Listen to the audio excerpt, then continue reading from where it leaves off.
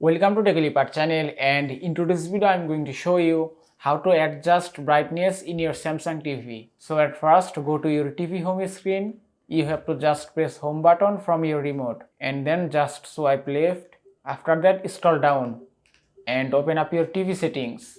Now at the bottom you can find some TV settings, and from here you can find brightness option. So you have to just find it. That's it. On the third option you can find brightness. You have to just select it and then press OK button from your remote. And that's it. Now here you can see a brightness slider. You can adjust your brightness slider by pressing these two buttons from your remote. So just press it and adjust your brightness level.